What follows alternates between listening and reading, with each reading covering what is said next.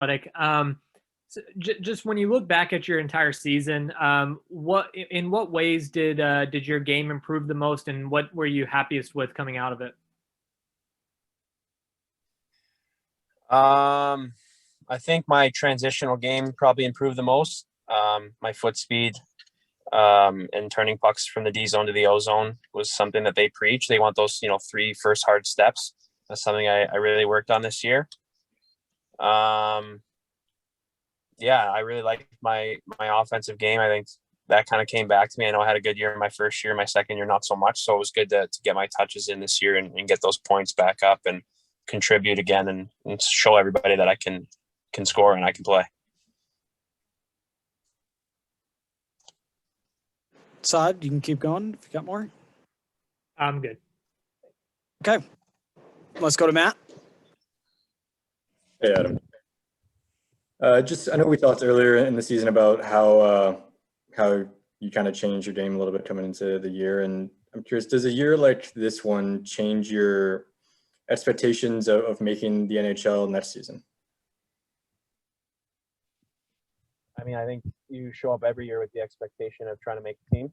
I think I put myself in a conversation. I would like to think the year I had. I think for me, nothing changes. I show up every year ready to play hockey. That's my job. But yeah, I would love to get the opportunity to show what I can do up there and play for sure. And what does the summer look like? Are you staying around Texas a little bit, or are you going to go back? Yeah, I'm going home back to the summer to train with my trainer. Been with him for 5 years, and things have been going well. It'd be good to see my family again because I haven't seen anybody for 6 months, so I can't be staying here for any longer. Yeah, and what kind of improvements are you looking for this summer? I mean, I think I want to continue to get faster. I think I took some good strides in that last summer. I think I saw the results. So I want to continue to push on that. That's probably my biggest thing is to keep getting quicker and stronger. I think my on ice skills, obviously, you work on those and keep shooting and keep stick handling and skating. But probably in the gym, just working on like explosive stuff is going to be my goal. Okay, let's go to Patrick. Yeah, Adam, what do you attribute to your bounce back year? Last year, you had some trouble putting the puck in the net, and this year, obviously, it seemed like everything you put on net went in. Probably a 13-month off season. A lot of time to reflect. A lot of time to work on, the things that I thought I needed to work on, and a lot of time to relax and just de-stress from. That was probably the first year of my life where I wasn't producing very well, and it was frustrating. And so probably just, the entire off season, I would say, shaped me into having success this season. And what were those things that you really keyed in on during that off season, that helped you come back this year? For sure, shedding some weight, some body fat down, and working on my quickness, my first 3 steps, and something that I took into continuing to work on this season in game. But I was working on that a lot in the practices and reworking on my shot. Obviously, since I had the shoulder surgery, I spent a lot of time working on making sure that my release and my power was still there, and rebuilding that shoulder. It's my bottom hand, so that's the power hand, right? So I spent a lot of time on shooting as well, and those 3 things, yeah.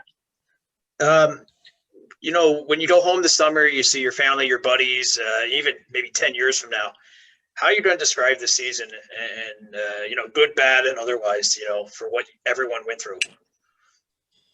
Yeah, I'll describe the season as I mean, it's not really probably unique. Unique would be the word I would use. Frustrating, but also fun in certain ways. It was annoying to get COVID tested every single day. That part wasn't fun, but it was cool. You were kind of forced to spend time with your entire team. So I got to know a lot of the guys really well on a year where maybe you're not spending as much time with guys outside of the rink, but we couldn't do anything else. So that part was a lot of fun. And I won't say that I'm going to miss the structure of this season, but it was cool to kind of go through it and I hope nothing like this ever happens again in the world. That's for sure. Thanks. Taylor? Yes, thanks. So obviously a lot of emphasis is put on the physical side and what you want to improve on there. But, after having 13 months where you couldn't even get on the ice and, so much time away from the game, what did you do to focus on the mental side of everything that happened this season? I think just the reset. My girlfriend's got a lake house. Spent a lot of time on the weekends there, and it's just a nice place to relax. I just got a dog, so I'm starting to kind of do things to take my mind off of just hockey. I got to start golfing, though. That's one thing all the guys do that they say helps relieve stress from hockey, and I haven't quite got there yet. So now I think for the future, I need to start learning how to golf, and hopefully that'll help my mental side of the in-season. It's a nice little off-season hobby there for you. Mm-hmm. Thank you. Yeah, Adam, we talked earlier with Riley just kind of on the line, and we've talked kind of a lot about it this year, but how strange was it to really be with that group for pretty much the entire season from start to finish, and what did it do for your game? Yeah, I think when you are you referring to playing with like Babs and Dammer? Yes. Yeah, I think just like the comfortability and like knowing where your line mate's going to be and having that chemistry just makes the game a little easier. Like sometimes if you're second guessing where a guy's going to be, you might turn the puck over versus, I know Babs is going to be here, so I can chuck the puck there. Don't even have to look. I know he'll be there. And we kind of had that chemistry going right from the start. So it made the game a little bit easier on all of us. And just all in all, you talked about your rookie season to now. What's been the biggest change and adjustment for you going from that first season to this season, in which you put 18 goals in half the time, basically? Yeah. I mean, you just sort of learn how to be successful. I mean, either you grab the bull by the horns or the bull's going to get you, right? So I kind of have had to take a step back and realize what didn't make me successful my second year versus what did make me successful my first and third year, and kind of go from there. And I think if I'm working hard, and that's the biggest thing, right? If you're putting the effort in, the hockey gods are going to reward you for it. And if you're not, they won't. And I think effort first and be a good person, and the hockey part will take care of itself. Perfect. Any other thoughts from anybody? Yeah, real quick, Adam, I just wanted to ask you about Riley. What was the production that he had this year surprising to you? Or, could you have seen it coming as someone who's, worked with him and things like that? Yeah, he's a good player. I think anytime you have the skill that he has and the talent that he has combined with the season that Baptiste and myself had, we're all going to put up some good numbers. And I think he's got the ability to play at this level and the next level and do the same thing he did this year for years to come. I think he's a really solid player, and I think he's a solid dude.